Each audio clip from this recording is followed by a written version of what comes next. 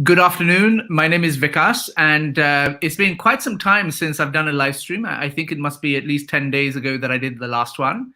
And I thought it was timely to actually come online today and meet some of you. So if you're watching this on our Facebook group, I want to say hello.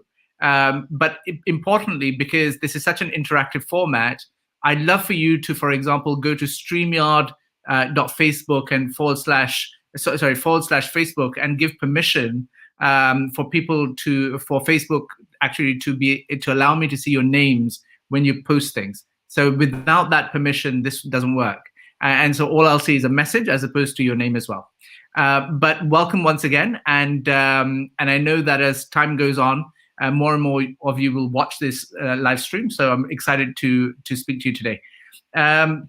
So we have in a week's time, we have our Teacher Tech Summit that's coming up. And the effort was entirely about helping teachers, think about how they could better incorporate technology into their teaching. And what we have done is in this week, we have announced our speaker lineup. And so if you go to our website, which is t4.education, you will see a great speaker lineup. And what I was committed to from the get-go was to make sure that this is a really valuable peer-to-peer learning opportunity. And so we found some incredible teachers who incorporate technology into their teaching, who will come and show how they actually do this. And they'll also participate in a question and answer session, so that if you're watching and if you're participating in the conference on the 17th of April, you will get lots and lots of ideas across the 5 areas. So the areas which you may be aware of, the first thing we're covering is how to design the learning experience for hybrid and online environments. And I think that's a really important session. We're talking about how we engage learners online. I think that's a really important subject, given that in the time of Zoom and Google Meet and Microsoft Teams. Of course, there's been a lot of demand for this kind of subject, which is how do I create good digital content? And there are some great teachers we found who do this, who will be sharing their tips and the way they do this. Of course, assessing using online platforms in particular becomes important if this is part of how teaching happens now. And so we have some teachers who are going to be showing us how they assess online. And the last one is the subject of equity and inclusion, ensuring no one is left behind in online learning. And of course, the impact in this particular summit is we're looking at vulnerable children with special needs in particular. And so we have some incredible teachers who have incorporated technology in their teaching of children with special educational needs. And so these are the 5 areas that we're looking at. But allied to that, we also have another exercise that we're undertaking, which is we want to understand, globally, how teachers perceive and use technology in their teaching. And so today, I'm really delighted to introduce you to Professor Sara Hennessy from the University of Cambridge, who joins me to talk about one of the initiatives that we're working on together, which is a global survey of teachers using to understand how teachers perceive technology and how schools and they use it to advance learning. Sara, welcome to this T4 TV live stream. Thank you very much, Vikas. It's great to be here. And so, Sara, you're a reader at Cambridge University's Faculty of Education, and you look at pedagogy, if I'm not mistaken, also on innovation and technology. But the reason we were in touch is you're the research director of the EdTech Hub, which is an entity that's been absolutely helping us with this task. Do you want to speak a little bit about your work and that of the EdTech Hub to start with? Yeah, sure. So my own work is focusing on professional development and the use of technology, and have been looking at those areas for quite a long time.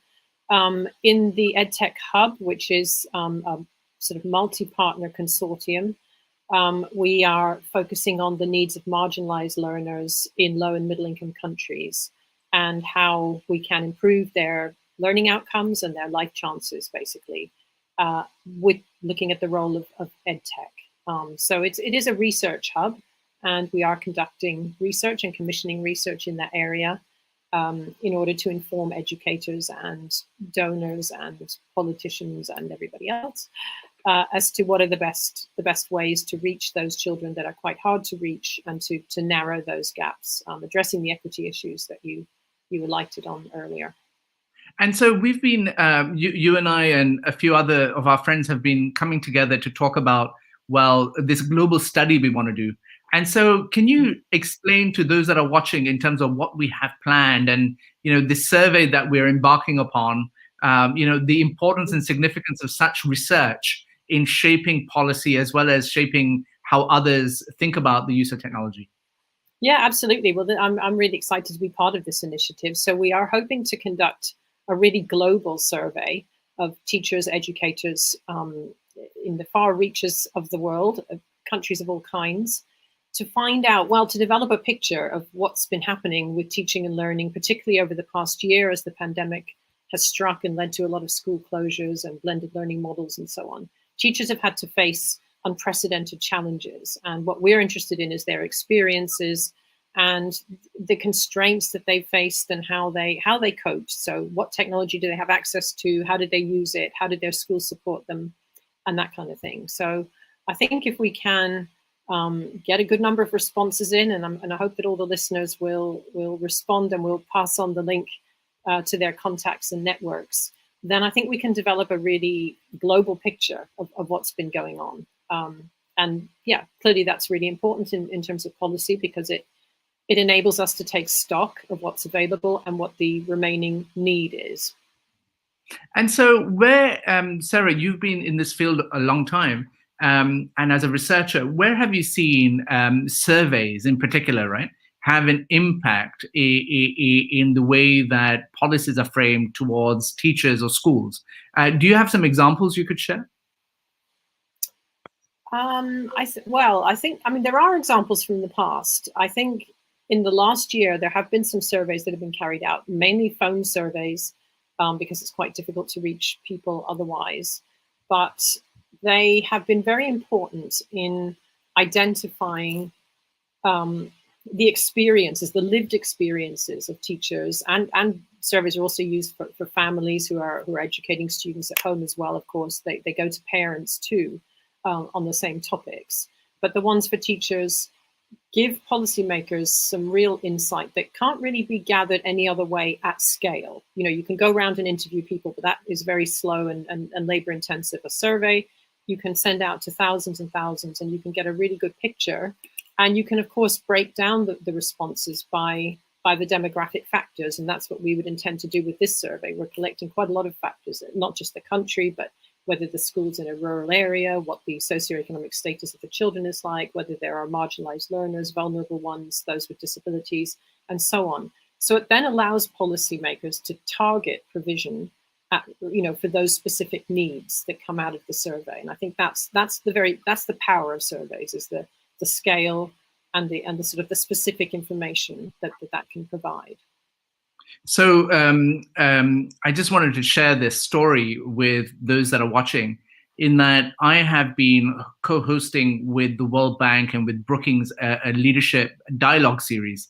And this was in to think about the aftermath of the pandemic and the impact that would take place in terms of budgetary cuts as a result of all the stimulus that's been put into the economy and the prioritization that will take place.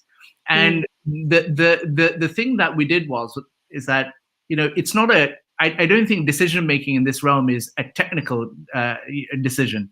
It's actually a political decision that is weighed on, right? And so what we did was that we brought former heads of government on a one-by-one basis. We had, I think it was 7 that came from all around the world to speak to a group of system leaders from around the world who'd been thinking about this subject. And we asked them in terms of, when you were in the hot seat, when you were the president or prime minister of your country, if it came to a decision on X or Y or Z, what argument cut through the most?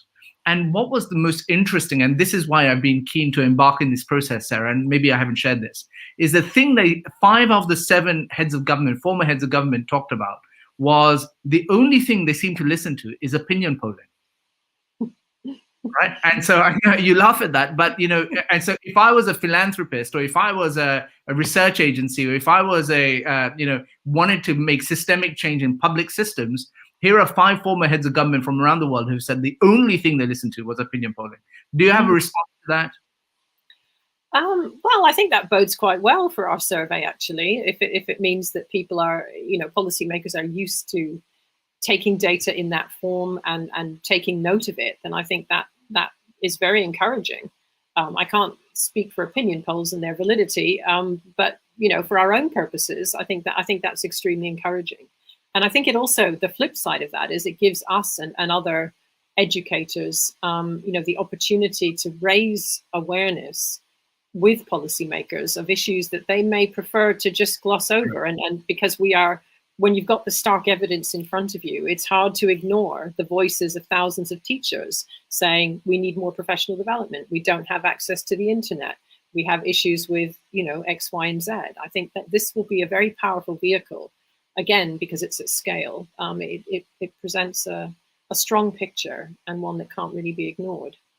No, absolutely. And, when I think about my career in education, the thing that I understand the most is that how teacher voice is kind of marginalized, actually, when it comes to decision making. And I think tools like this are fairly important in terms of putting it out there, saying this is what teachers think. And, I think Andreas Schleicher has this great quote that he uses, which is, no education system can outperform the quality of its teachers. And taking that to, at its core, what I started doing was everything that T4 has been doing for the last year and a half has been really about peer-to-peer, because it's just so much more real, authentic, and the lived-in experience actually changes the conversation entirely, as opposed to someone who's just a policy wonk or a think tanker, or someone who works at the Department for Education in any country. And so that's why I think I was keen to go down this path of doing this survey. And I thank you for your partnership at the EdTech Hub as well as Cambridge University. And I want to encourage every single teacher that watches this over the next 5-6 weeks. The deadline is May the 23rd. To take this survey and actually cascade it through all your networks so that we get this incredible data set. Without that, we won't be the change that we want to see in the world. And so please, I implore all of you to make that effort. And we're going to share the link liberally. I already started on my social media channels, but tomorrow there'll be a massive mail out, and there'll be campaigns in various languages, so that we make sure that we're inclusive in this regard. So once again, Sarah, thank you so much for your partnership in this endeavor. But I ask everyone who's watching, all the teachers who have supported T4, to put all your weight behind this and give us as much information as possible, because if we have that, then we can present it in a way that you're actually listened to and heard. And so I thank you for that. And on that note, we will end this live stream. We wanted to keep it short. I wanted to, actually, I was going to meet Sarah anyway, and we thought it'd be a useful opportunity to speak and use the opportunity to tell you a little bit about our survey. Thank you all, and I look forward to sharing with you more. If you haven't registered for the Teacher Tech Summit, please do. And again, I'll flash up here, you can register at t4.education. We have forms in 10 different languages as well as English. And so that shouldn't be a barrier. And we will have subtitles in those same 10 languages so that it's fairly accessible to as many people as we can. On that note, I thank you for your support, and I look forward to engaging with you on the 17th at the Teacher Tech Summit. Goodbye. Thank you.